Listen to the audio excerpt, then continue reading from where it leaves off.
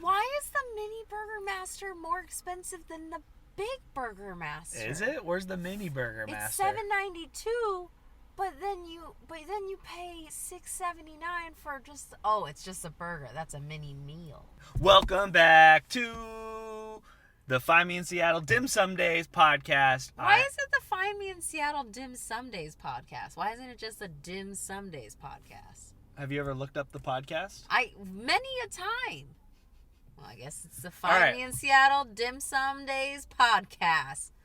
I mean, you got to go to Find Me in Seattle on YouTube to find it. That's true. Right? Ding. Well, welcome to the show. I am your co-host, Connor. I'm Amanda.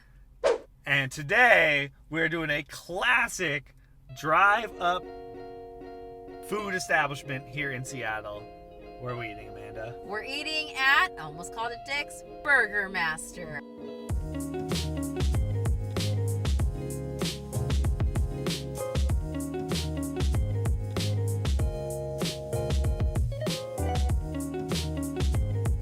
For those of you unaware of what BurgerMaster is like a drive-up, like 50 style burger spot here in Seattle. There's a few different restaurants. You order in your car, they give you the little tray that you put on your window. It's burgers and fries and shakes. Oh my. And when you said 50s style, I thought you meant there's like 50 different styles. And I was like, wow, that's a lot. But he meant the era. Yeah, like one day, I assume at one point, like they were on roller skates. That'd be so cool. Also really dangerous, right? Wait, isn't Sonic on roller skates? There is a drive-in. Oh, maybe we don't do dine-in anymore. They don't give us. Not for you. They don't give us the trays anymore. Maybe that's not COVID safe. Oh, because they can't sanitize the tray. I mean, they definitely could, but. Well, but I think it's it just cost easier. efficient? We will see when we get this food that we ordered. Whether it looks like it's just in a going to tray be or in a bag. It's just going to be in a bag. Okay. Well, the whole kind of concept of us always doing the show sitting next to each other is just like the Sonic commercials. Half-price cheeseburgers. Yeah, time to dust off the old leather jacket. Yeah. We're not here to talk about Sonic. Why are we talking about Sonic?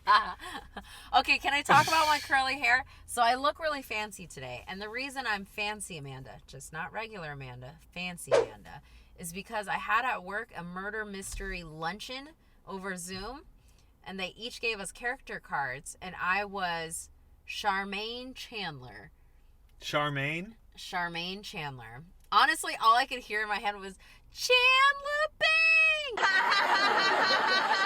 Bing from Friend. No, okay, you don't get it. Anyways, so Charmaine Chandler is an heiress, and my character card said that I was stuck up, snobby, and very elite, like very everyone's below me. And then also my bonus was that if anything didn't go my way, I have to like immediately burst out crying and have like a child tantrum. I had a lot of fun with it, but I also had to be fancier than normal. Yeah, so your hair's all curly. So I curled my hair, I did my makeup, I put on a full evening gown. And what's really funny about this is that because leading up to this murder mystery luncheon, I had like back-to-back meetings, so I didn't have time to get ready. So I literally woke up at 8 o'clock, and I got ready in I've been walking around the house since 8 a.m. in a full evening gown and just making breakfast, making my coffee. Yeah, to make you feel good? I was sitting in meetings. No, it was very uncomfortable. Can you imagine living in Victorian age where you had to wear like the corset and the layers upon layers upon layers, and you had to like go be in your day with that on? I just don't understand why women got so many uncomfortable clothes. It's not that it's uncomfortable, but the dress that I chose had like sequins and beads and stuff, and that's like heavy. It's also not comfortable to sit on because you're sitting on just like sandpaper. Yeah, you like should have went standing desk all day. I had to because it got really uncomfortable sitting down on a stool, so I stood. But anyways, that's why I'm fancy Amanda today. Well, thanks for Amanda clearly gets more fancy for a afternoon murder mystery work outing than she has ever here at the show. And here's the funny part. I got ready. I got all dolled up. I was literally murdered within 5 minutes of this meeting. So then I wasn't even on Zoom for people to see. I got the chop. Someone poisoned me. And I got to sit there in my evening gown with no camera on. So, lesson learned. Don't go all in. or do go all in, but make sure you stick around for past 5 minutes.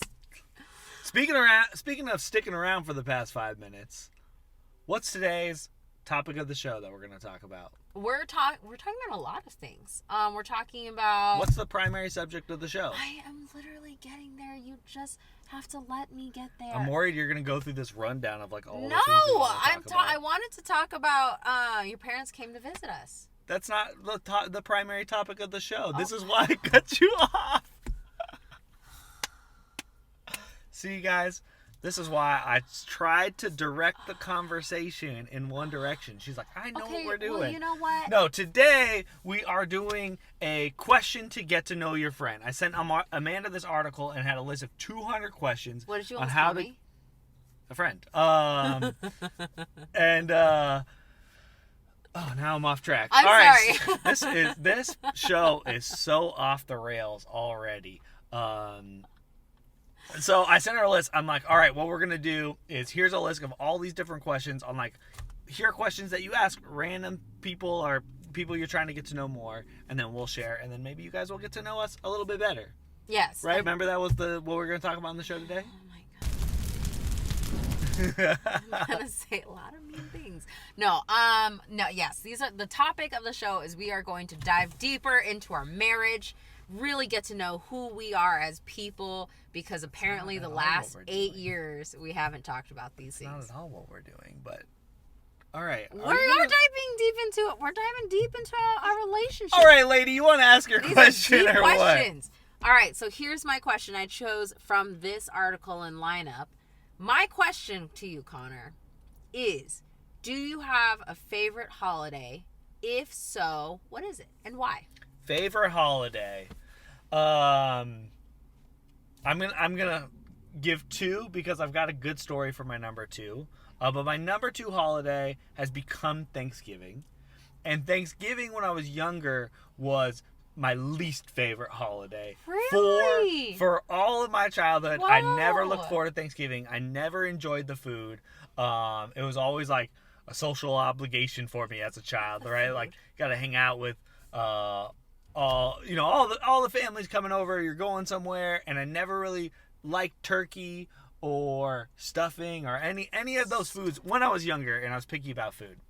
However, freshman year of college, I couldn't afford to go home or didn't go home, and I spent Thanksgiving in my dorm. In the whole building, the 4-story building of dorms, there wasn't a single person. I spent Thanksgiving by myself, and very quickly I'm like, oh, this kind of sucks. And I had the opportunity, a cousin of mine, I was house sitting and dog sitting for him that weekend because they went on vacation. And so I remember making spaghetti on that Thanksgiving and spending it with his dog, and it was fine. But from that point on, I was like, I have taken Thanksgiving for granted, and I need to be more appreciative. And ever since then, Thanksgiving, like, I've just appreciated the family time and the quality time that you spend with people. I've spent so many Thanksgivings now, especially now living at home, with so many different friends and families and people, and I just really cherish those moments. So yeah, Thanksgiving is very important. And then I really like New Year's Eve and New Year's Day.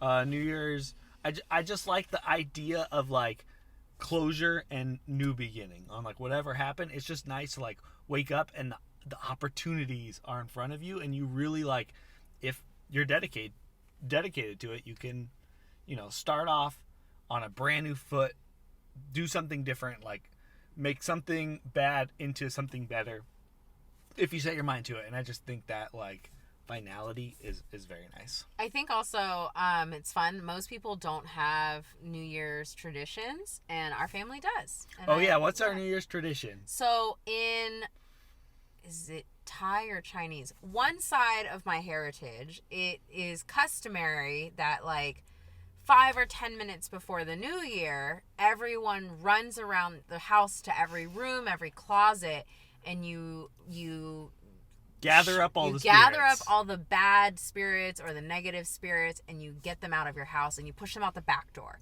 So what you do is in the apartment, it's really hilarious because like the back door is actually like better than the front door. But anyways, So you take all the spirits, you shoo them out of your rooms, your closets, your house, and you push them out the back door. And then New Year, after we all say Happy New Year and we celebrate and whatever, we then open the front door and we welcome in new spirits and new positive spirits to come in and occupy our house. And that's something that I don't think a lot of people do. I've never heard of another family doing this. We've confused a lot of people on New Year's. Like, oh, we got to do this thing. And there's like, what are we doing? But like, we're taking out all the bad spirits and we're pushing them to be good. And it's just, yeah, it's such a tradition that I've come to actually like really cherish. It like helps set that refreshing mindset of like, this is a new chapter, new year. Like, you can be whoever you want to be, or you can do whatever you want to do, and don't let the past year hold you back. And this man with the canoe almost murdered that Honda. Oh. Hold on. All right. What's your favorite holiday? My favorite holiday, and I know it's such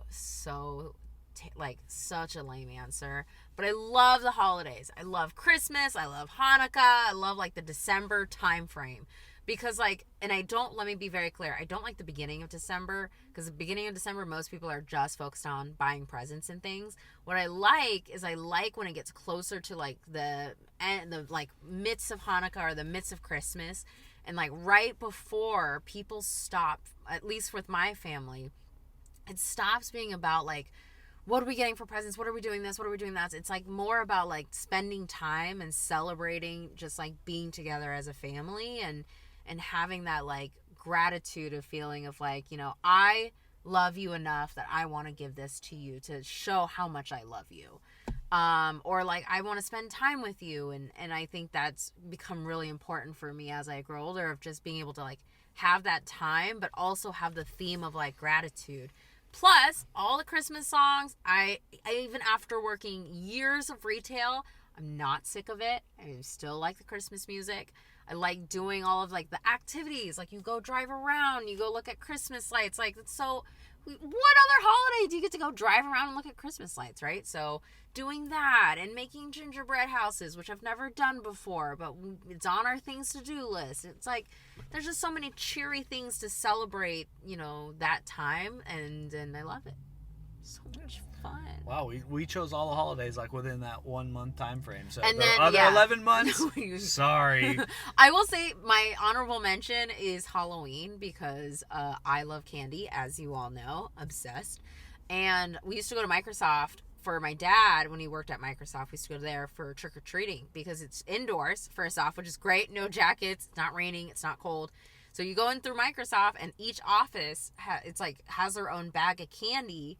So you trick or treat through all the offices, and like my sister and I would come home with like 25 pounds of candy just from trick or treating at Microsoft. And I remember there was one guy, don't know who you are, but he had an office, and he would go and stack it to the ceiling with king size candy bars, full size candy bars. And that's great timing, right as the food arrives. Hello. I bring delicious delights. Do we take the cart or the the holder? You're more comfortable. I'll just take it. Okay. Why not? Do you want it back?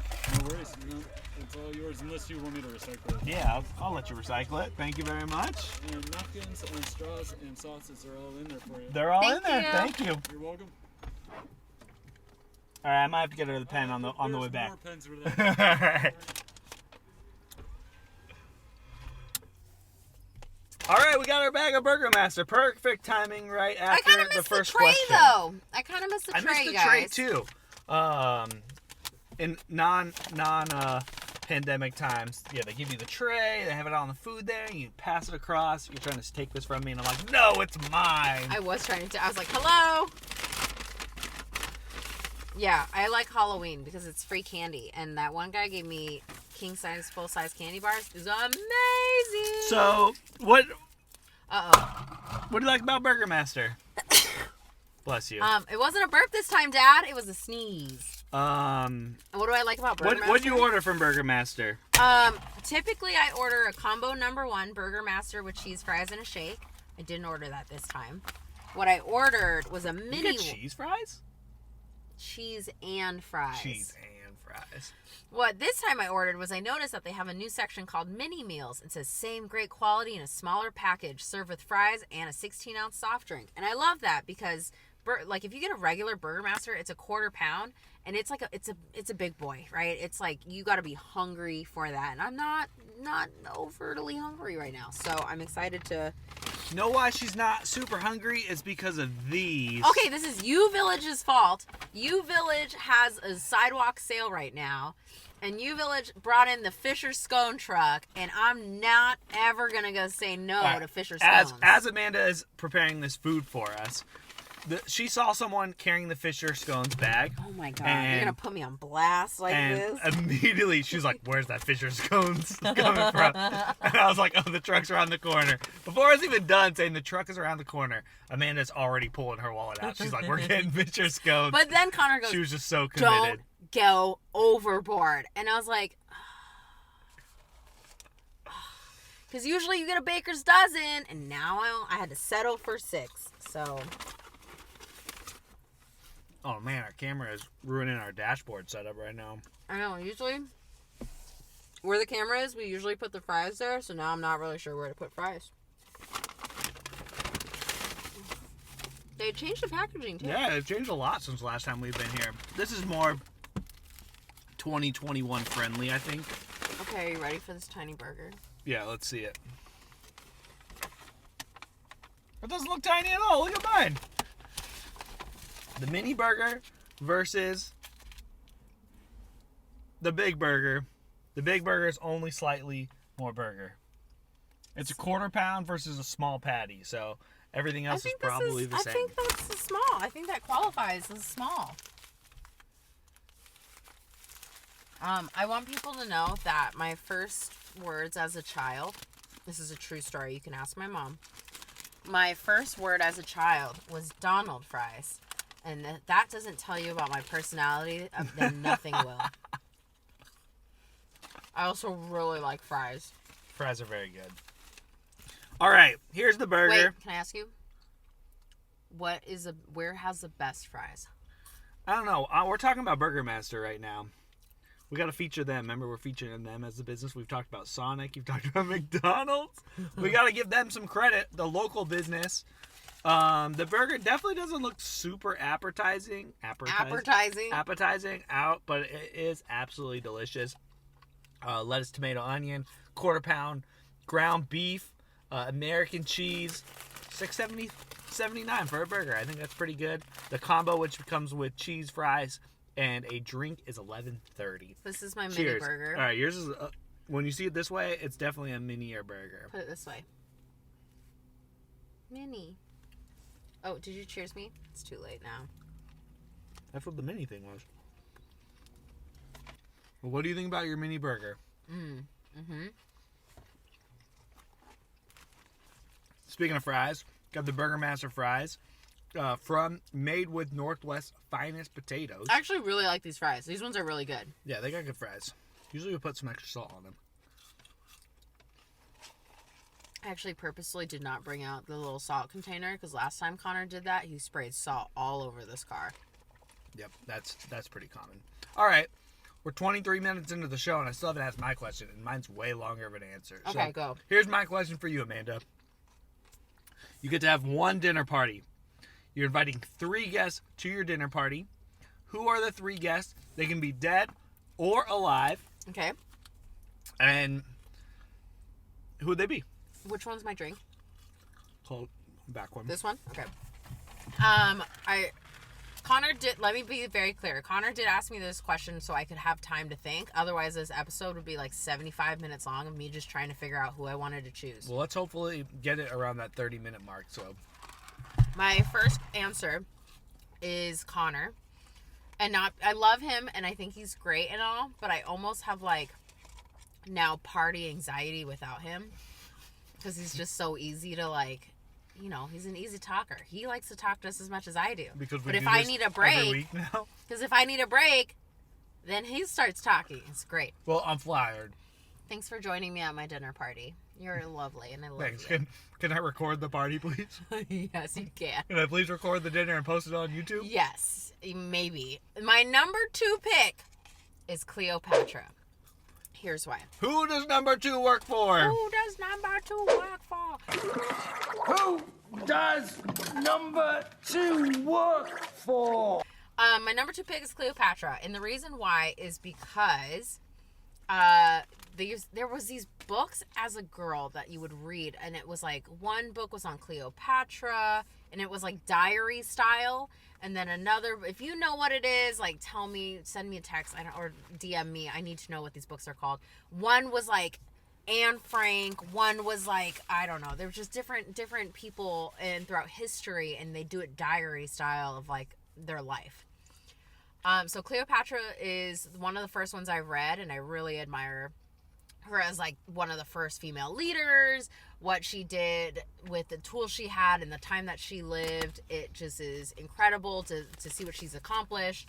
And my mom and my grandma, and either or both of them, like to this day fully believe that their past life they were Egyptian. And so I think it'd be really kind of cool to dive more into that historical aspect and find out what life is like. So number two is Cleopatra. Okay. Number 3 is I think I would choose Bruce Lee. Oh, that's a good one. I chose Bruce Lee because he's probably one of the more famous Asian Americans. And he has a lot of interesting experience with life and his discipline and his like not issue, but like how he broke out in American in the American movie scene as an Asian person. And so I think that's really interesting. Plus, my dad was he was a regional or state or something judo champion. My dad has a black belt in, was it judo? I don't know. My dad is like martial arts. My dad had a black belt in martial arts of some sort. And he took a lot of inspiration from Bruce Lee, and I think that'd be really cool to meet my dad's idol. So that's mine. Who's yours? Oh, I guess I was 4 because I'm at your dinner party too. Mm-hmm. Cool. Cleopatra and Bruce Lee. I think we had a good dinner with them. Mm-hmm. And Bruce Lee's kind of got the local thing, which is awesome. Mm-hmm. All right, here's my dinner lineup. I'm not as nice as Amanda. Amanda's not invited to my dinner party. I am the one, the way your son don't need to go. Sorry, Amanda. I eat dinner with her every day. I'm eating dinner with her right now. We literally do a dinner party all the time. All right, so here's my other 3. The number 1 pick in the Dinner with Connor draft. I don't know the draft music, but if I did, I would insert it right now. Dun-dun-dun, dun-dun-dun. I don't think it's that. That's ESPN. No. All right. First pick in my draft is going to be Dave Chappelle. I'm going with the living person because I think we are living. He is an icon. Mm-hmm. He's going to be a legend. He's going to be one of those people whose name, voice, everything he's produced is going to live on for a very, very long time. Mm-hmm. He's a person who has almost always been true to himself. All of the stories of him leaving Chappelle's show, all of these new specials, although controversial, have all been him speaking for himself, representing himself, not selling out to the man. Yeah. Not I mean, he did sell out to the man a little bit. Getting a Netflix deal. Mm-hmm. I mean, I don't think that limits what he talks about. No, I don't think so, but I mean, he did sell to a major corporation, so. I mean, that's how you make money. I don't have a problem with that at all. I don't think that's selling out. But, especially if you get to do it on your own terms, which he pretty much did. Well, that's why I respect so much about him. Okay, and? All right, so Dave Chappelle's number 1. Number 2 is my grandmother, my mom's mom. Just this past week would have been her 107th birthday. Wow. And so she lived to be 100. And she just was a legendary woman. I'll talk about Thanksgiving. I'm thinking about, I didn't take advantage of those Thanksgivings sitting at the table with her. Yeah. Right? She was born at the tail end of the Great Depression. Right? So she lived through, right? Tail end of the Great Depression, through everything in the next 80 years, at the end of the millennium, into these last 10, 20 years. Is just pretty remarkable to see that much of life and all of the changes that have happened. She was a strong, hard-working woman. She was employed until like her late 80s. Wow. She like worked all the way. She like would work at this thrift store. I remember when she was older. She was a nurse. I know my mom and my mom's siblings all just really admire her and look up to her. When I hear stories about her, I'm like, wow, she was a legend. She actually reminds me so much of your grandmother when we hang out in Thailand. There's something similar there about them, and maybe it's a generational thing, who knows. But yeah, she's definitely invited because I would love the opportunity to have one more conversation with her, to pick her brain and learn about her life a little bit more. So that's number 2. Number 3 is, I was trying to look for an athlete, and so I was thinking Kobe Bryant at first, but then I shifted. I want Jackie Robinson to be my seat number 3.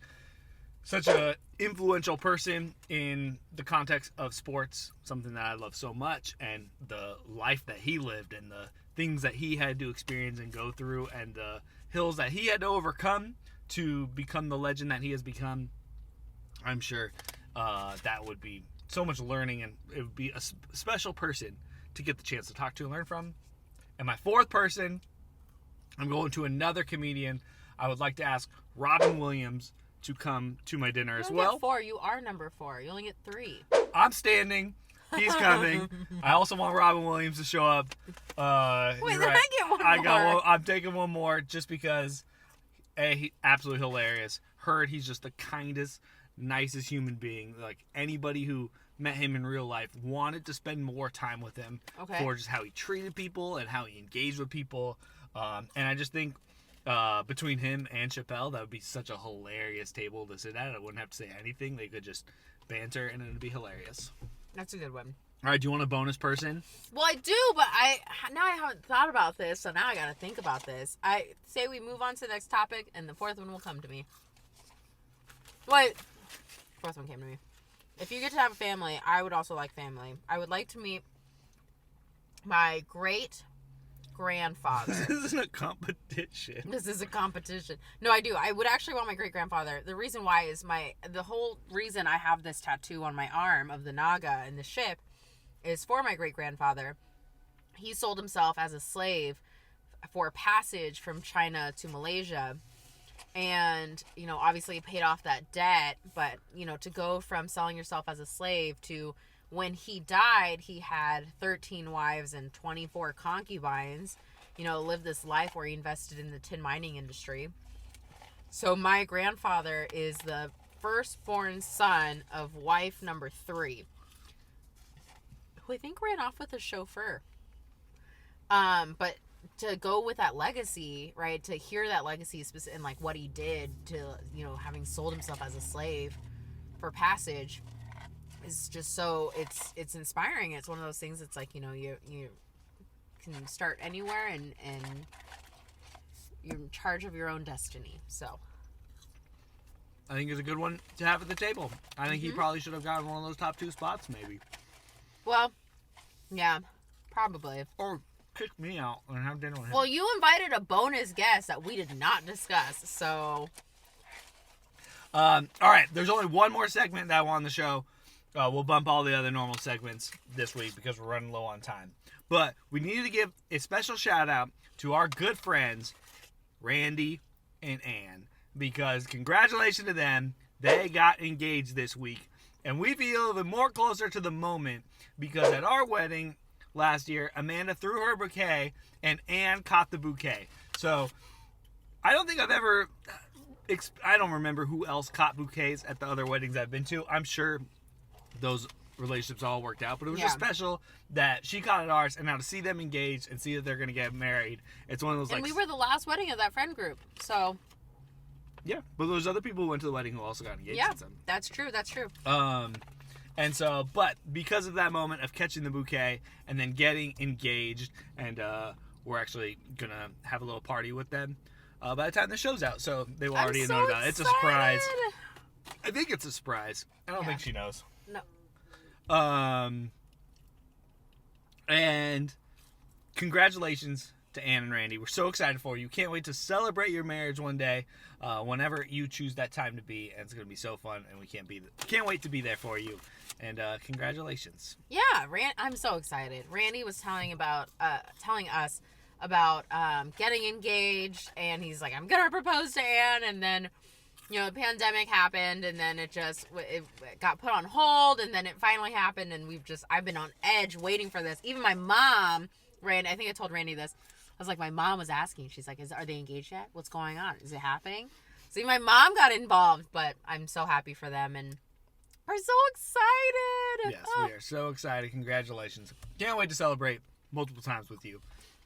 All right, that concludes this week's episode. Shout out to BurgerMaster. We're eating up at the one on Aurora in the drive-in. Absolutely delicious. Sometimes you just need a burger and you just sit in your car and enjoy it.